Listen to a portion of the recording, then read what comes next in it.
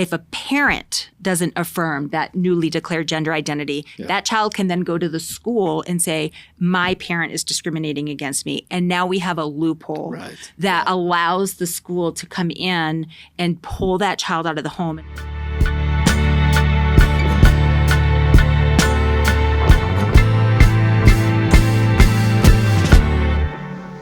Well, Lori and Jeff, good to have you guys here. It's Lori Gimelshteyn. Yes. Right? And Jeff Johnston. I mean, it's a little bit plainer. It's a little simpler. Yeah, it's a little simpler. Thanks, Dan. But you're an executive director of it's a Colorado Parent Advocacy Network, right? Correct. And what else are you doing these days? So I'm the executive director of the Colorado Parent Advocacy Network, and we also have a charitable educational arm called Parents United America.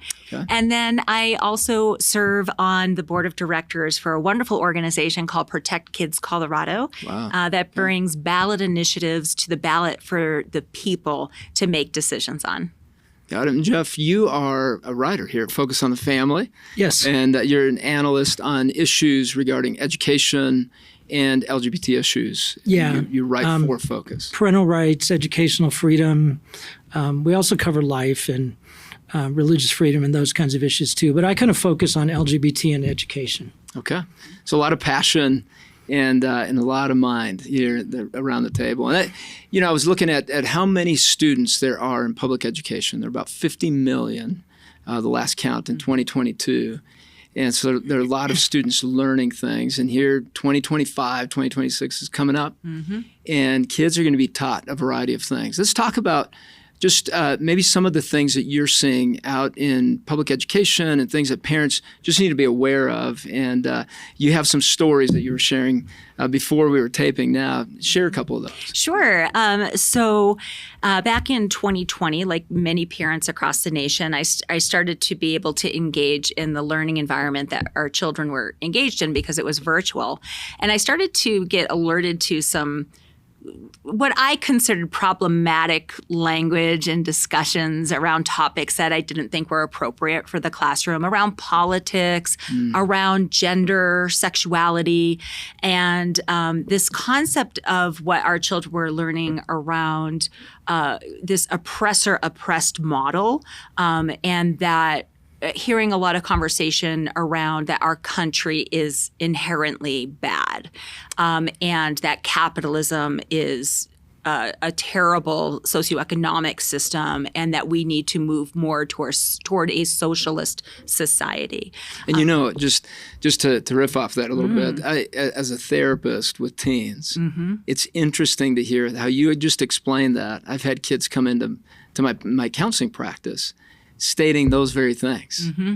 And so there is a message that is being spread. Mm-hmm. The kids are taking on, and now there are arguments happening in the home. Teens and parents are getting stuck in this conversation. So this is so important that we're talking about this. Yeah, and we were having those arguments with our children as well. And it became quite apparent to me that there was a problem. This wasn't necessarily the education system that I was a product of, and we were moving away from really focusing on academics and merit, and really focusing more on what is titled well-being, mental health, a huge shift in the public education sphere away from academics to whole well-being or mental health, and lots of focus on surveys that actually, in my opinion, plant the seeds of doubt and conflict in a child's young developing mind. For example, in Colorado and in many other states, there are surveys that are mandated by the state government. And it comes under the guise of, Healthy Kids Colorado survey. And parents, if they don't want their child to take the Healthy Kids Colorado survey, they have to opt out. And what parent's going to opt their child out of a survey that's about healthy kids? Right? And we blindly trust that these surveys are really finding important information. When you dig into the survey, this 13-page survey, and it starts with, how old are you? What grade are you in?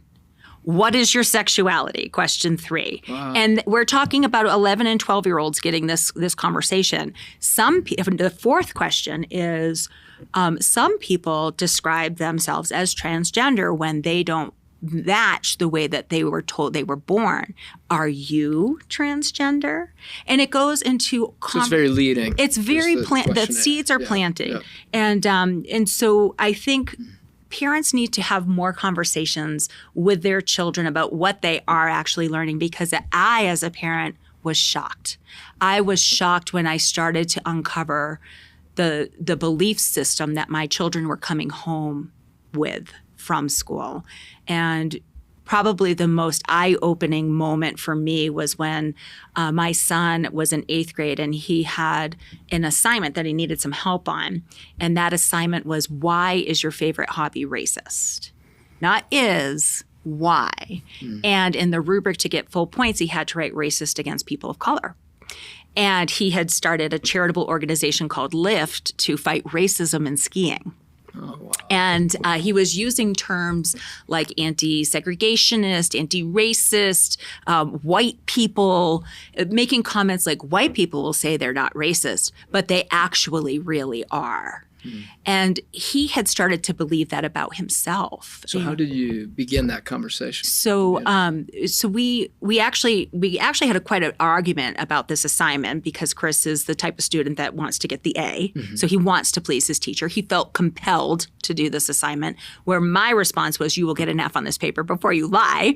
And he said to me, and it was so heartbreaking, he said, you don't understand, Mom. I have to think one way at home and another way at school. And then shortly after that incident, we had taken our children to see the God Is Not Dead series on the homeschooling. Yeah. And I don't know how it happened, but we got onto this conversation just around slavery.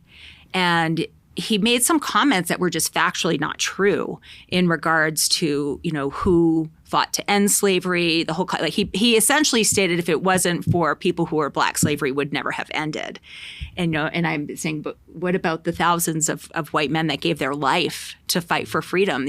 And he had conversations around the Constitution being a racist document. And my question to him was, Chris, this was the first document that even questioned slavery. It actually made the moral argument that all men are created equal. And if that is the case, we cannot have slavery. And so he had just been so thoroughly ingrained that America was bad and that he was an oppressor. He thought he had this thing called white privilege. Yeah, and it's not the only story out there. The hard part is the vulnerability of the teen brain. Oh, absolutely. Developmentally, from 0 to 12, 13, kids are listening to their parents, are more attuned to that voice. The dopamine receptors are responding to that voice. And so it's the voice of truth for a young child. And then it begins to shift at 12, 13, 14, and even as soon as 11, or as early as 11. And what ends up happening is that they're much more attuned and much more sensitive, much more responsive to the environment around them. And that includes voices and messages, and they're wanting to explore new things because they need to. That's just part of being an adolescent. Absolutely. That's part of survival, to explore new concepts, new ideas, new things that our parents did not talk about. And you're learning, and you're going, wait, why my parents may just not know this. And so they're finding out these new things and taking them as facts, as something that they feel their parents are ignorant about. And so they're coming back and having these arguments in a normal developmental phase process, which is they are exploring new concepts that are being presented to them as completely factual. Correct. And there's an exploiting of that developmental reality within our school system. Jeff, you were about to say something. Well, yeah, the things you mentioned, white privilege and that America is inherently racist, that comes from critical race theory. And it gets into the schools through diversity, equity, and inclusion programs. The DEI. Yes. Critical race theory is rooted in Marxist ideology, and it sets groups against each other, even families, parents against children, husband against wife. And so it's rooted in that kind of thinking, which is really damaging. And part of the theory says we have to train up little activists. Yes. So in my research here at Focus, I would read stories about a school that spent a whole week training activist kids, or a school in California where the kids had to decide, okay, what part of me is an oppressor and what part of me is oppressed? Where am I the the persecutor and where am I the victim? So really problematic stuff happening in schools. And you found out, like a lot of parents during COVID, what was going on there. And you bring up a really good point because of these teachings and this ideology around the oppressor-oppressed model, all based on immutable characteristics like your skin color or your gender or your sexuality. It's very interesting to take notice of the huge influx and shift in middle school, especially of preteen and teenage girls moving into a new identity. Taking on a new identity because they don't want to be associated with the oppressor. It's much more comfortable to be the victim and not being persecuted. And so you're seeing this huge shift in children not comfortable in who they are because they must be inherently bad because they were just told this. And so now I'm going to become lesbian, gay, bisexual, transgender, and that's going to put me now into a victim class because they're taught that these individuals are oppressed. And so I think that's really something that needs to be studied more in depth, but it goes along with what you're describing, Danny, in regards to the developing brain. And these concepts are so mature for these children. And it's interesting that when you look at legislation that's passing in states across the country, that it's passing at age 12. So in the state of Colorado, for example, they have created a new term for children at age 12 to 18, and that's called a youth. And youth have different rights. A youth in the state of Colorado can seek out mental health care, and not necessarily with an actual professional, but with a certified specialist that goes through a 6-week training. Yeah. And they can seek that care out without the guidance or consent of their parents. And that's where we're seeing the hostile takeover. And the other place it's happening is in the curriculum. Sex ed is, it's optional in Colorado, but they passed a law, the legislature, in 2019 saying if you teach sex ed, you have to include the experiences of LGBT people. And the sex ed curriculum comes from groups like Planned Parenthood. And so they start in kindergarten talking to kids about gender identity. And so these bringing it in. Yeah, messages. 5-year-olds. Yes. In California, they passed another law like that 10 years ago or so saying not just through sex ed, but through social studies. And starting in kindergarten, you have to teach the kids these concepts. And you have to talk about lesbian, gay, transgender individuals throughout history in every social studies class from K through 12. So these kids are getting inculcated into this at 5 years old, or in California, they have transitional kindergarten, which starts around 3 or 4. So those kids are getting it too. So it starts very young. And then by the time they're 12 here in Colorado, they're almost emancipated and able to make medical decisions without their parents' approval. Yeah, and I mean, sex education is a lifespan type of learning, right? Even just adults learning, what does that mean within the context of a loving relationship between spouses, and from an early age learning, what are the character traits that are behind all that? So it takes a tremendous amount of teaching, but it seems that there's a culture really focused in on this physicality piece, and a piece that is very misleading to kids as to finding some sort of happiness and revelation of who you are, this identity, somehow finding something there. And it leaves kids extremely confused. And I've noticed that with some of the high schoolers that I've worked with, and my daughter was exposed to this, they would open conversations around the topic, but it was a very leading conversation. Absolutely. And one that if you disagreed, you were looked at as the oppressor, the aggressor. It wasn't put out there as a true debate or as a true conversation. And it's interesting is that there's so many Christian teachers trying to navigate all this, and teachers that want to truly educate kids from a perspective education. And then you have a grouping of teachers that are there with an agenda of needing to push something that they believe other kids need to see.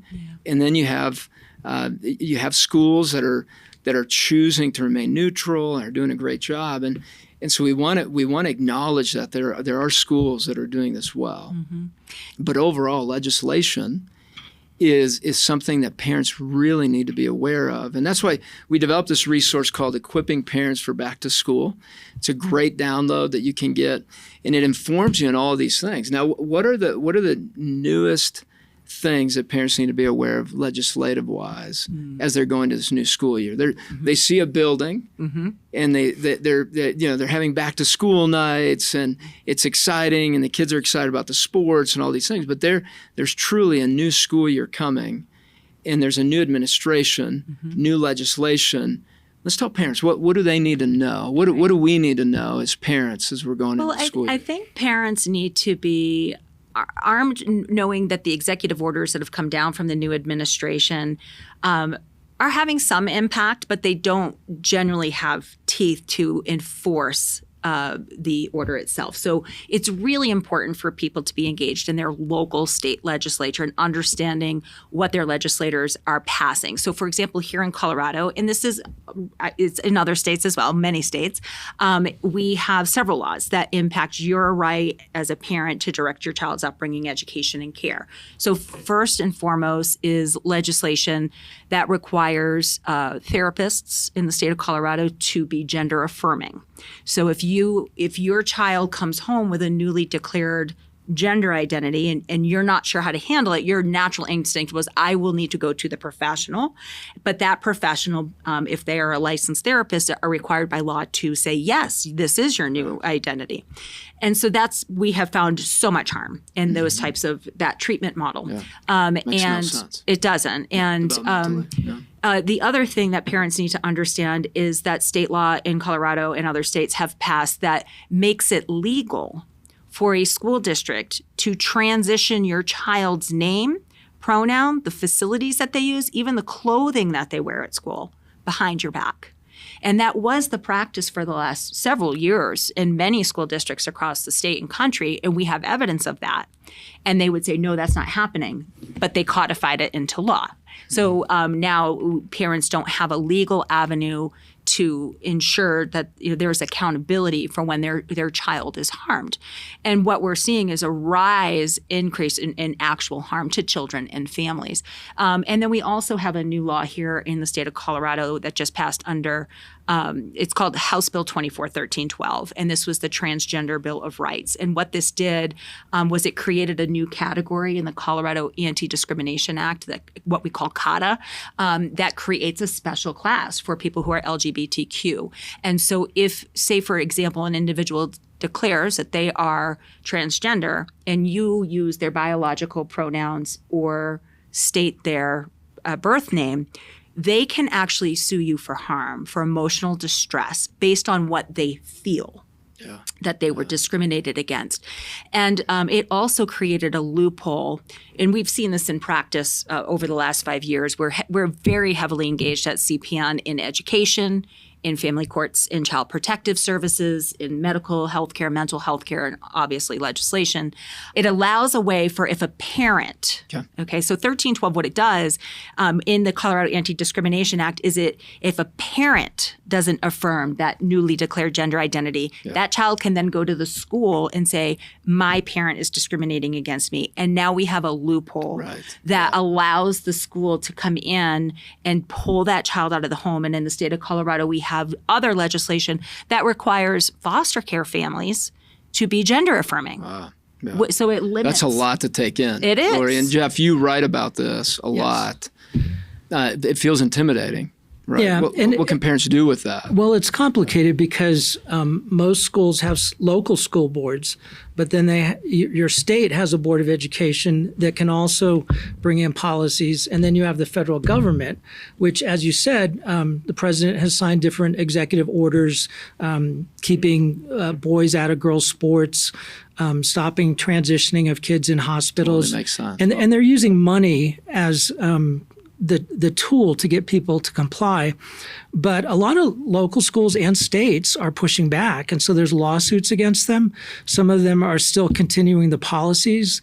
They might have a DEI policy, but they hide it under a different name. Mm-hmm. So what we talk about in equipping parents is how much parents need to do do the homework, connect with other parents. Because when you say do the homework, what does that look like, Jeff? that means going to school curriculum reviews, where you're part of looking at, these are going to be the books in my school, going to the school library. And you talk about that. I mean, you're part of building this resource. And you talk about those very specific tools. There are and steps resources parents can take. You have the right to look at curriculum. You have the right to sit in on a classroom discussion. Those are federal rights. And then you want to bring other people with you. I mean, you started out alone, but you've brought other people around you in the process, and you want to document what happens as well. So that you're asking questions, starting with the teacher, then the administration, and then the school board. You want to work your way up. But yes, it's hard for busy parents. Oh man, we're doing right. That's an parents added. Are doing Talk so about much. homework. That does sound like homework, right? And you do lay it out here in equipping parents for back to school. And one it's of the worthwhile. things, one of the things that we did in there was we broke the education system down into like 9 different areas. So there's, you can just download the section you need. If it's on sex ed, if it's on what's happening in the library, if it's about health clinics or educational freedom. So you don't have to that can be really overwhelming. I remember reading through it after just proofing it after we'd written it, and I felt overwhelmed by the whole thing. So break it up into small bites. And then there's suggestions. There's lots of groups we point to that can help you. There's a lot of resources. People have begun pushing back against the indoctrination and against the loss of parental rights, really. So they're starting to say, wait a minute, you're not going to do this to my kid anymore. So there's lots of groups and individuals out there to help. And Jeff, you were on a roll. You said homework, and then you were going through your list. So first, do your homework. And then find out what's going on in the school. Build support if you find things that are wrong. Don't go in there. I was a teacher 35 years ago. I taught high school English, and we always knew that kids did best when their parents were involved, but we wanted parents to work with us. We didn't want them to see us as the opposition. So find out what's going on first. If things are bad, document it, get other people around you, and then take steps. And we put some of those action steps in there. It's about listening and gathering information. You don't want to really make it adversarial right from the start. I mean, we hear these scary stories, and they're our kids, and we want to protect them. But there's a lot of Christian teachers, and a lot of teachers have been really pressured to buy into what's happening with all this ideological stuff that's being pushed onto our children. So that's great, Jeff. There's a verse I was just reading, a couple of verses I was reading. I think it fits right in with what you're saying, with how we show up to this. It says in Ephesians 4:14, it says, so that we may no longer be children tossed to and fro by the waves and carried about by every wind of doctrine, by human cunning, by craftiness and deceitful schemes. Rather, speaking the truth in love, we are to grow up in every way into him who is the head, into Christ, from whom the whole body, joined and held together by every joint with which it is equipped, when each part is working properly, makes the body grow so that it builds itself up in love. There's a lot of context to that to understand, but it's showing how do we show up with deceit and craftiness. It's bringing the wisdom of Christ and the love that it really first listens, understands, and doesn't show up with fear. And that's what you were saying. So I appreciate that, Jeff, that you bring that perspective. Now, one thing that both of you guys are passionate about is this sex education piece. And I think this is important for parents. I would say in traveling for focus and speaking to parents and just from my private practice, this is a big concern for parents. And so I want to dive in a little deeper into this one specifically. What are other options parents have? If schools are saying we need to do comprehensive sex education, how do they opt out, number one? And then what do they do? Where do they go from there? The very first thing, first and foremost, the Supreme Court of the United States just determined that parents actually do have the authority to opt their children out of school lessons. And I think it's really important for parents to understand that curriculum and school lessons are two different things. So you have the right to review curriculum. They do not keep a repository of school lessons. And so what you can start by doing is arming yourself with an opt-out template. We have one at coloradoparents.org on our parents tab, and we've got it basically outlines for a parent. They can simply copy and paste it for their child's needs to opt them out of any exercise, survey, assignment that requires them to disclose their gender, their sexuality, their pronouns, their political beliefs, any of that information. And so let's put a link to that. Yeah, I'd love to. Below, I appreciate that. Yeah. I think parents find that very helpful. Yeah. And also conversation starters, because, as we've always been talking about, parents tend to have blind trust, who would harm a child. Mm-hmm. So we have conversation starters that parents can download and talk with their children about. Great. So because some of these conversations are hard, I found out that our daughter, she was coming home with headaches. And so I thought, we might have to go see a neurologist, and come to find out she wasn't drinking water because she didn't want to go use the bathroom at school because there was a child that was in her restroom that was of the opposite biological sex. And so she didn't want to be in the bathroom with him. And that's a common complaint that we hear. So asking simple questions such as, are you drinking your water during the day? Why or why not? And questions around a variety of other issues as well, not just around gender and sexuality, but around school safety, academics, politics, and things of that nature. That's right. That conversation. I mean, you want to have those in the car. You want to have them at the dinner table, walking, hiking, whatever. Right? And doing things with grace, right? Because, our kids are very compassionate and they're empathetic, and they're being surrounded by a lot of these controversial ideologies that in many cases they're not developmentally ready to handle. And I would actually argue that if we were to look at the rise in mental health crises around depression and anxiety in youth, it coincides with comprehensive sex ed and the implementation of gender ideology and sexuality into school It's a key lessons. word, ideology. Yeah. It's a key one. Jeff, you were going to Yeah, a couple different thoughts. A lot of sex ed material gets into schools through Planned Parenthood. And people must understand that Planned Parenthood's perspective is that sex is a human right. And they define human rights as being for any age. They also take a pleasure-based approach to sexual education where Christians... And that's key to understand that, because the perception drives belief drives thought and emotion, and that drives behavior. Yeah, that sex perception that's sex is all about pleasure and it's about for me. Yeah, versus, Christians believe that God made us male and female, that marriage is the place for sex, that it unites a husband and wife, and it does that to create a place for children so that children have a mother and a father. And as Christians, too, we know that marriage and that union is the highest picture in Scripture of our relationship with God. Yeah.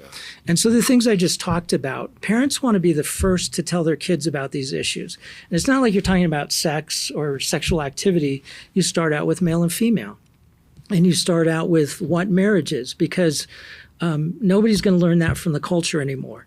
And they're not going to learn a Christian perspective. I mean, who of us thought that, 25 years ago that, I would need to teach my children about marriage. But you really do need to start talking about those simple issues. And then as they get older and you're asking more questions and following what's going on, you have this solid base where they have a biblical knowledge and they understand the biblical worldview, where you can continue talking about these issues at different age-appropriate levels. Yes. Mm-hmm. Yeah, and I think it's also important to validate as kids do come, or teens, young adults are coming home and learning new things, validating the fact that they're learning. Man, that's interesting information that you're taking in. I wonder why that would be true. Go with curiosity and wonder rather than immediately correcting. As they're coming in with all this new stuff and they're going, man, I've got this. And now they're coming in with this opposition towards you. Hey, tell me more. I'm curious. How would that make sense? Let's play that out. Let's play that out in relationship and how that looks 10 years down the road, 20 years down the road, and that person's well-being. Help me see that movie play out with you. And then let's look at what are the other options. Is there another way to look at this? Mm-hmm. And Jeff, I know as you helped write this resource, you wrote most of it, right? I mean, with the Family Policy Council team, there's a lot of team, but you looked into this. There was a piece here, Jeff, that I think is important for parents to hone in on. If you're gonna look at a page, it's page 34 on this topic. It says questions to consider on opting in or opting out. Where will my child go during the sex ed instruction? Are other children opting out, and how many? What messages or misinformation is my child already exposed to? How strong are my child's convictions on our family's values? That last one gives you that conversation to begin with your kids. What do you think we value around sexuality? What have you learned so far? And why do you think that's so important? And tell me a little bit of the passion behind this with Family Policy Council and you, Jeff, with your work there. Yeah, well, they started this project, and they really did a lot of the groundwork on the legal issues, on what's happening with schools. And then they asked us to join them, and we created more the maybe softer. Yeah, parenting talking points. Yeah, right? Parenting talking points. What do you look for? What do you talk to your kids about? Very what kinds of things things. can you do?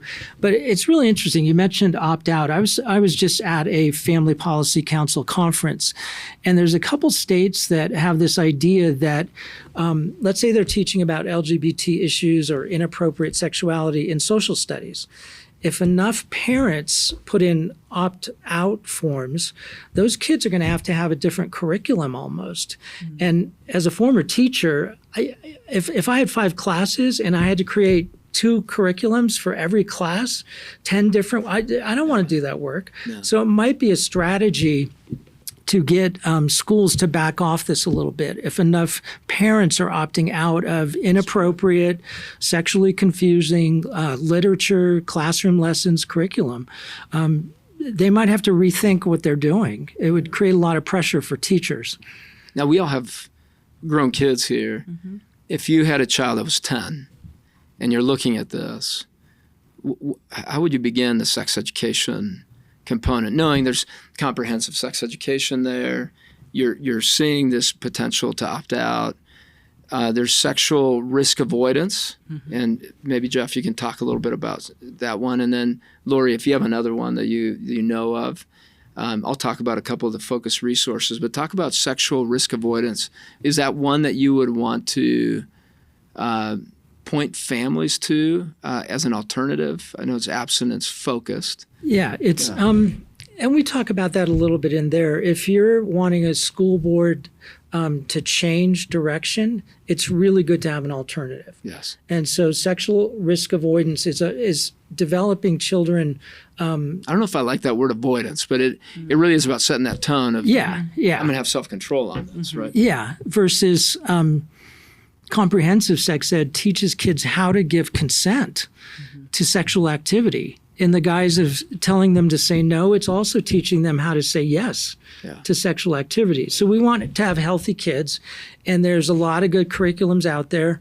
We list some of the resources in there, things to avoid, things you might move towards. But you want to talk to the school board especially about, here's an alternative that is in line with my values and more the community values, because schools are supposed to be based in the community and their values, not something that's imposed by this ideological group of academics, So there's a lot of alternatives there that parents can turn towards. And then, again, you want to be the primary person talking to your kids about health and sexuality and all these different issues. I just would like to share with families that oftentimes the board directors are a part of contributing to this controversial curriculum. That's true. And so you do want to understand how your school board is functioning and actually really participate in school board elections. These are nonpartisan races, but oftentimes we've seen school board races here in Colorado where the teachers union spent upward of $500,000 to ensure that their candidates were put in place. So you do need to understand the nature of your local school board. And I think that parents need to also recognize that they have alternatives to the public school. They have private schooling, homeschooling, and there's wonderful resources for all a variety of different educational models. And I would encourage parents to connect with their local parent group. Over the last 5 years, that component, which has been missing in our society, the voice of the parent, has really developed quite strongly. We have national organizations like Focus on the Family, Defending Education, and the Foundation Against Intolerance and Racism, and then statewide organizations conversations. You likely have a Colorado Parent Advocacy Network in your state, and you might want to reach out to them for resources for help, because if you do go to a school board and you present an alternative curriculum like I tried to do in my local school district, I was turned away. And so we ultimately did make the decision to pull our youngest and put her into private Christian school. But I think it's a wonderful, where I would like to say and kind of pivot and give parents a little bit of hope, because it is super overwhelming, is this will bring you closer with your children, and you'll have a much stronger relationship, and you'll be able to share your morals and values and guidance with them.